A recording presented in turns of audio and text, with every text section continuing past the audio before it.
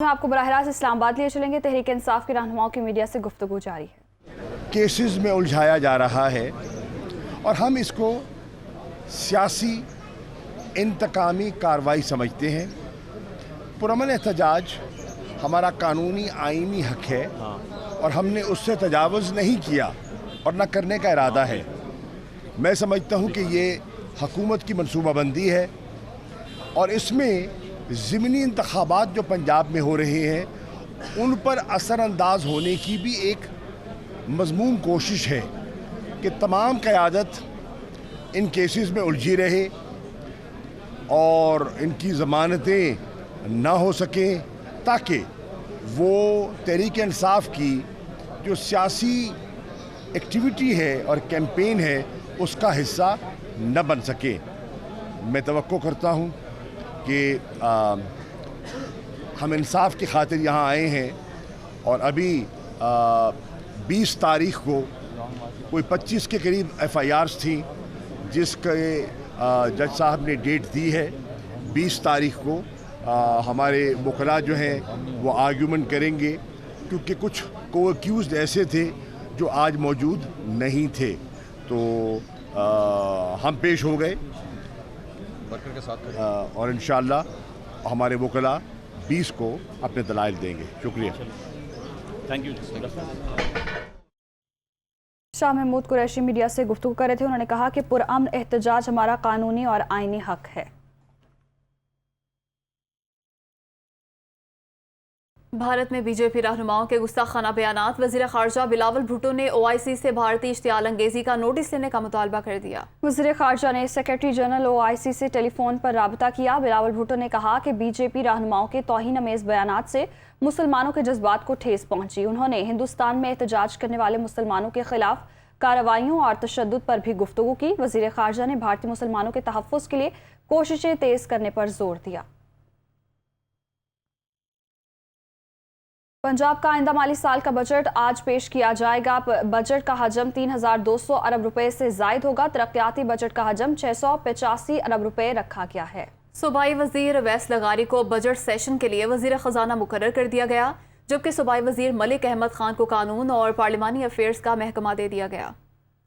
مالی سال 2022-23 پنجاب کے بجٹ کا حجم 3200 ارب روپے سے زائد ہوگا۔ ترقیاتی بجٹ کا حجم 685 ارب روپے رکھا گیا ہے۔ نان ڈیولپمنٹ اور جاری اخراجات کی مد میں 1700 ارب مختص کرنے کی تجویز۔ صوبائی محصولات کے لیے 400 ارب سے زائد کا فنڈز مختص کرنے کی سفارش۔ پنجاب حکومت وفاق سے واجب الادا رقم کی مد میں 120 ارب روپے کی رقم وصول کرے گی۔ سرکاری ملازمین کی پینشن اور تنخواہوں میں اضافے کا فیصلہ وفاق کے مطابق ہی ہوگا۔ پنجاب کے آئندہ مالی سال کے بجٹ میں کوئی نیا ٹیکس نہیں لگایا جا رہا۔ کم وسیلہ افراد کو بجلی کے بلوں کی ادائیگی میں خصوصی رعایت دی جائے گی۔ صوبائی محصولات میں دی گئی رعایت برقرار رکھی جائے گی۔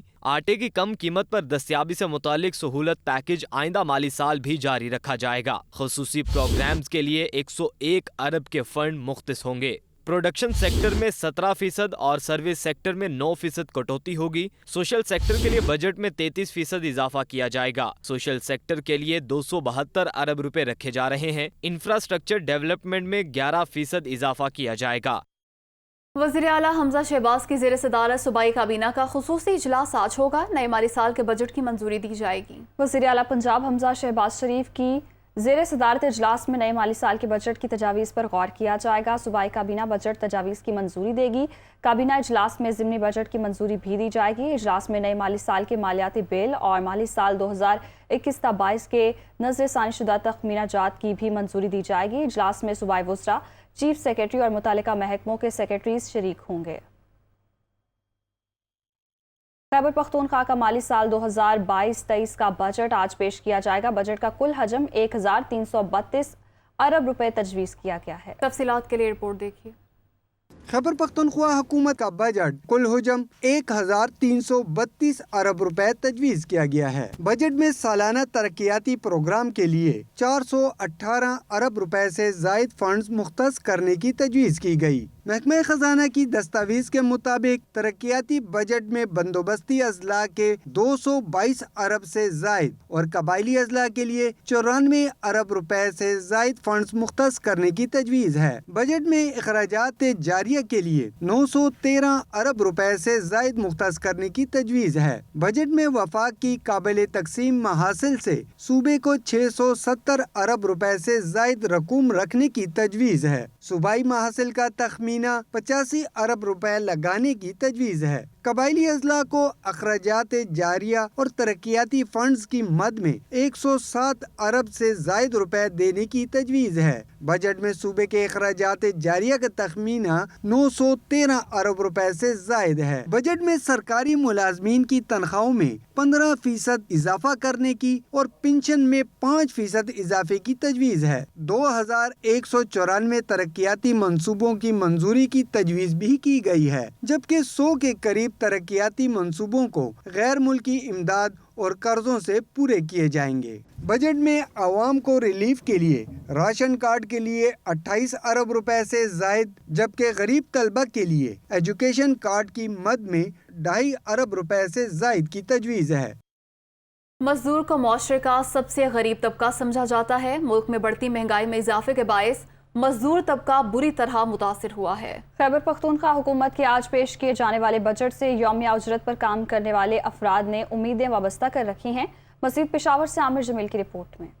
मजदूर तबका खैबर पख्तूनख्वा हुकूमत के बजट से उम्मीदें लगाए हुए हैं। यौमिया उजरत पर काम करने वाले अफराद का कहना है कि हर साल बजट में हुकूमत दावे तो बहुत करती है, लेकिन मजदूर तबके के लिए कोई इकदामात नहीं होते।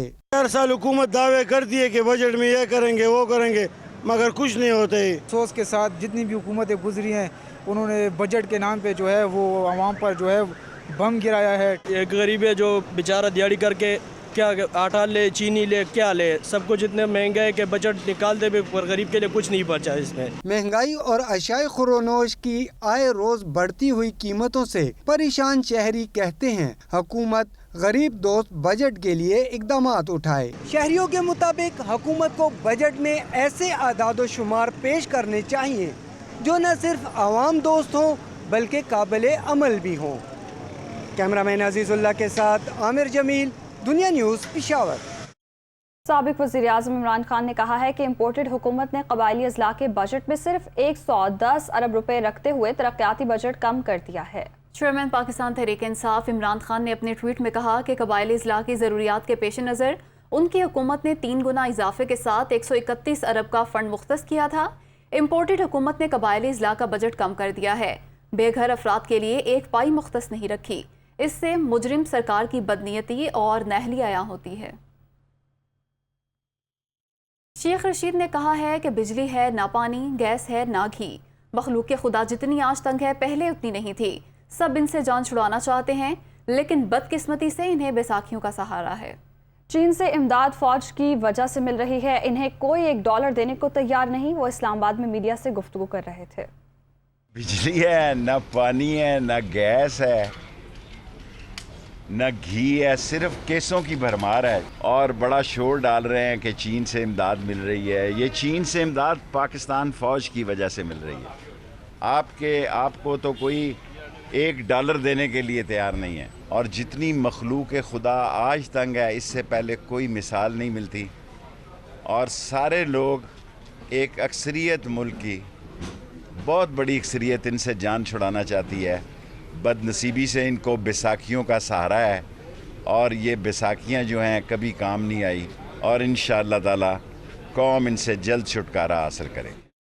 पीटीआई रहनुमा मुराद सईद ने कहा है कि गिलगित बल्तिस्तान CPEC का दरवाज़ा है। हुकूमत ने सूबे के बजट में 50% कटौती कर दी, जिससे खित्ते की तरक्की का सफ़र रुक जाएगा। वज़ीर आला गिलगित बल्तिस्तान खालिद खुर्शीद ने दावा किया है कि टैक्स फ्री जोन होने के बावजूद वापडा से 1 मेगावाट बिजली भी नहीं मिल रही। जबकि अली अमीन गंडापुर का कहना था कि गिलगित की पीटीआई हुकूमत को कोई खत्म नहीं कर सकता।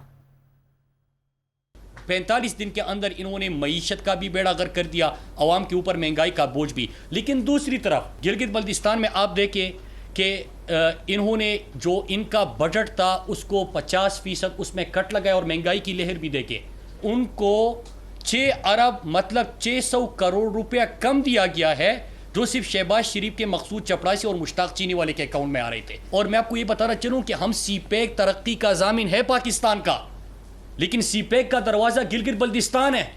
तो जो गिलगित बल्तिस्तान को आपने महरूम रखा था, अगर तरक्की का सफ़र शुरू हुआ तो आप ये इस किस्म की तरक्की भी रोक रहे हैं, बल्कि उनको मकसूद चपड़ासी और मुश्ताक चीनी वाले से भी कम पैसे दे रहे हैं कि इस पे पूरा सूबा चला दो।